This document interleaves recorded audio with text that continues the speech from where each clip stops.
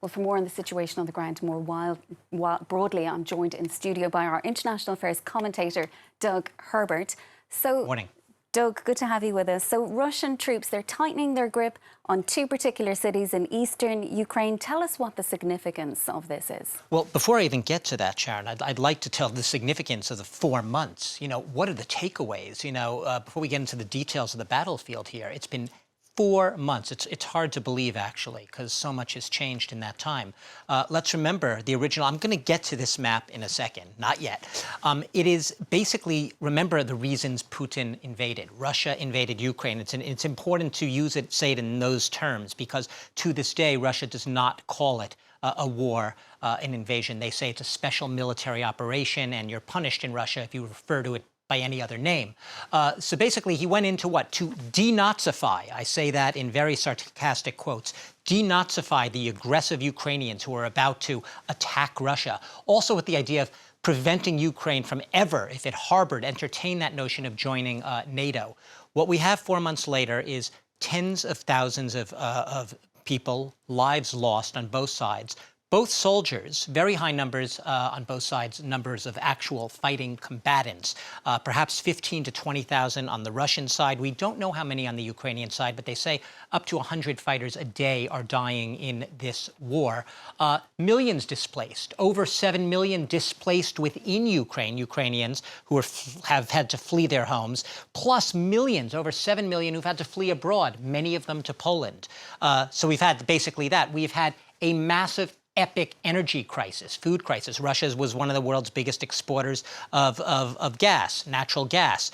We have had an energy crisis that has sent prices soaring, a looming food crisis because Ukraine's ports are blocked and grain cannot get out. We have parts of the world, many countries in Africa, heavily dependent on grain from both Ukraine and Russia, which are not getting their food or are in jeopardy, literally, of facing starvation. Plus, to top it all off, you have, in the eyes of much of the international community, obviously not all of it, you have Russia increasingly isolated geographically, politically, and economically with unprecedented sanctions. Sanctions which Vladimir Putin is shrugging off, say doesn't even hurt. Russia has proven resilient in many ways. The ruble's stronger than ever. Russia continues to take in lots of money from energy revenues, thanks, namely, perversely, to those soaring energy prices. So far not seeing the effects, perhaps, of those sanctions. But the world has changed. The calculations have changed. There's no such thing as a global meeting now, including this weekend's upcoming G7 summit, followed by the NATO summit after that in Madrid, at which Ukraine, the war in Ukraine, Russia's invasion of Ukraine is not top of the agenda. And in terms then, Doug, of the Russian advance, it is facing a tougher challenge further south in some of those cities outside the main ones that we have been speaking about. Are Western weapons making any difference? Well, the Western weapons, it's too early to tell, but I think it's important. I promised I would get back to this map. Let's finally talk about the map. The Russians have been focusing all of their might now on a narrow portion of Donbas region in eastern Ukraine, and that is the Lugansk province there. Those two cities, Severodonetsk and Lysychansk, are the ones that if they capture, they will essentially have control of all of Luhansk. Why would that be significant, Sharon? Because then they would be freed up essentially to concentrate on the rest of Donbas, which is here, Donetsk. This is the territory when the war began. The Russian, Putin's mercenaries, essentially, his soldiers on the ground, we call them pro-Russian separatists. It's a misnomer. They're essentially Putin's mercenaries fighting for Russia in this area of Ukraine. Until then, they only really controlled a third of the territory that they claimed.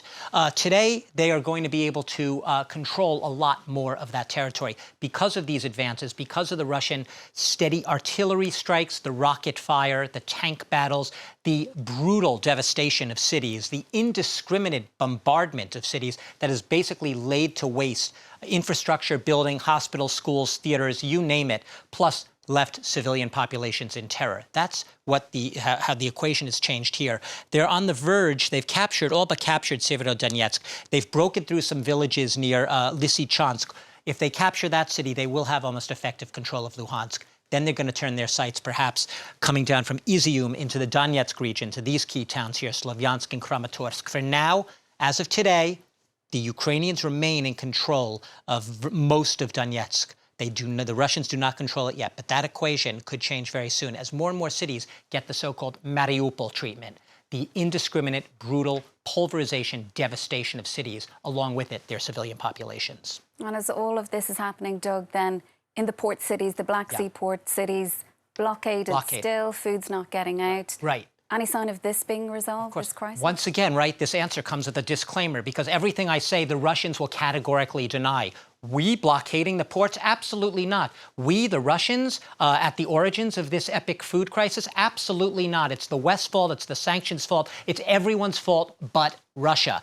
But the fact of the matter is, yes, Russian warships continue to blockade. That means prevent grain from being able to leave those ports. Tens of millions of tons of grain normally would be leaving those ports now. And they need to get out of those silos because there's a harvest coming. And they need storage space for the new harvest, which they don't have right now.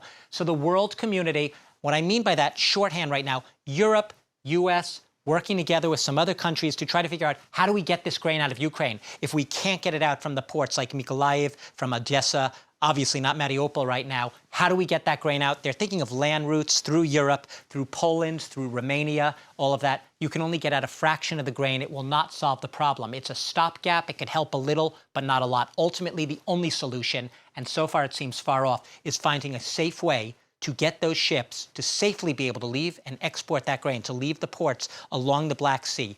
Right now, as you said, Russia's blockading those ports on the Black Sea and economically strangling the livelihood of Ukraine.